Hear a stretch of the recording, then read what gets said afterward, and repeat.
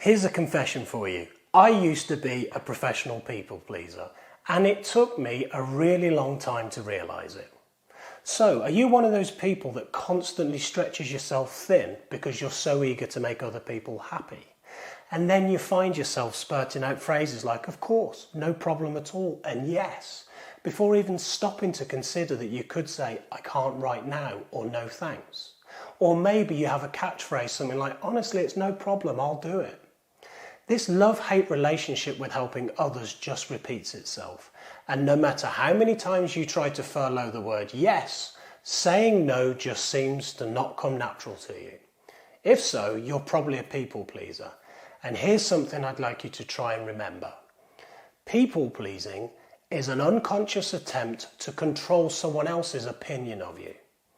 I now understand that people pleasing is far more complex than I ever realised. And being a people pleaser isn't an actual mental condition. You can't go to the doctor and get pills for never saying no.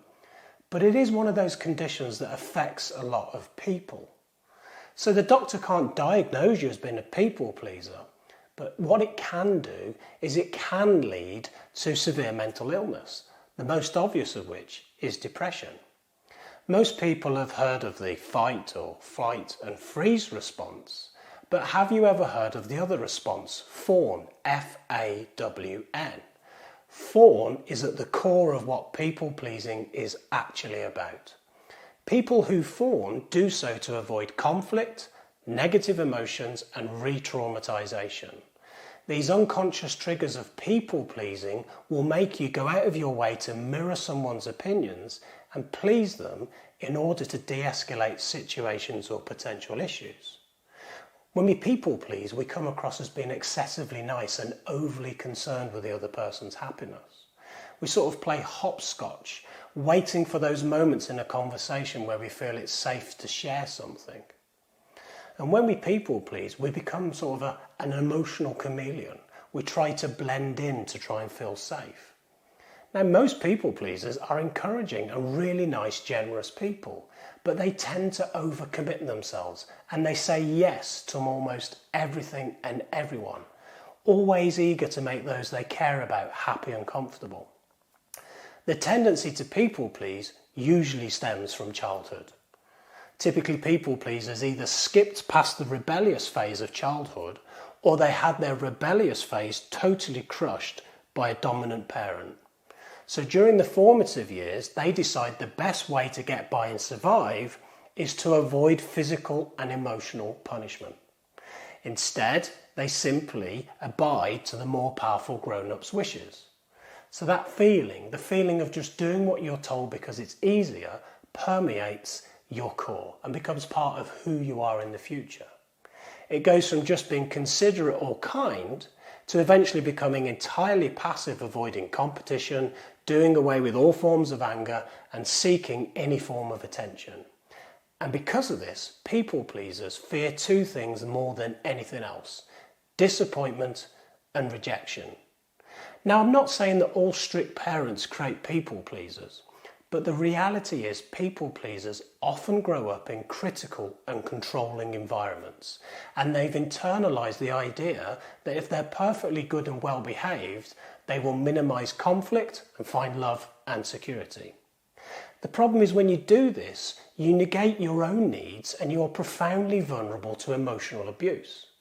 Now, as somebody that spent a large portion of my life being overly concerned with pleasing others, I know all too well the consequences of this behaviour. In order to survive, people pleasers shut down their gut instincts, their values and their emotions. And this makes it easier to be drawn into abusive relationships and avoid relationships that are abundantly loving. So a people pleaser will more than likely run from an almost perfect relationship. But why? Because they feel vulnerable. A people pleaser believes that love has to be earned in order to feel secure. So in other words, if love is given too freely or easily, it doesn't feel safe. And this flawed reasoning means that people pleasers can get drawn into relationships that are controlling because they feel safe. These emotionally withholding situations are driven by the need to feel secure affection. But all that happens is that boundaries continue to be exploited. The thing is, our past traumas and anxieties influence our behaviours and responses at an unconscious level.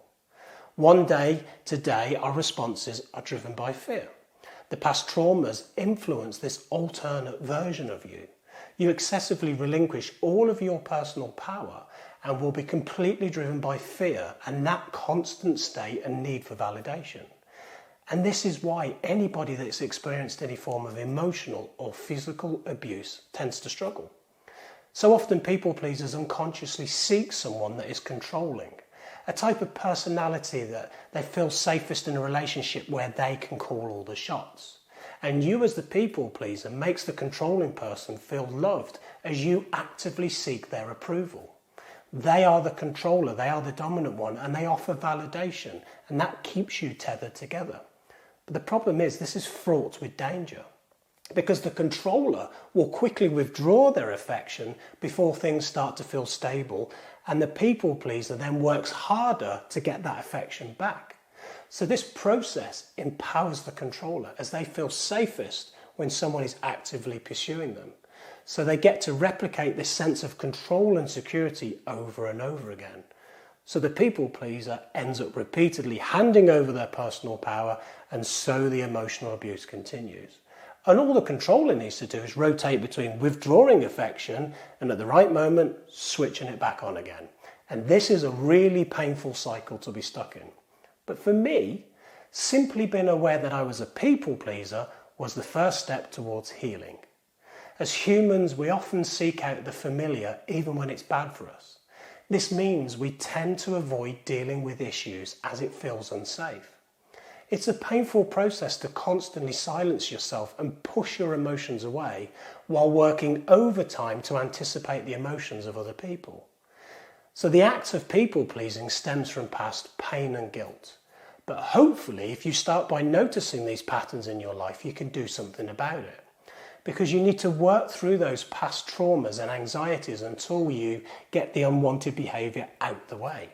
But once you've dealt with this emotional hang-up, you can begin to be your authentic self and find healthy and fulfilling ways of connecting with others. For what it's worth, please know this: I'm here for you if you need help with this journey. I promise you it does get easier when you start to deal with it. Just know that when we are in pain, we become deeply invested in the stories we tell ourselves. And not everything you think about yourself is true.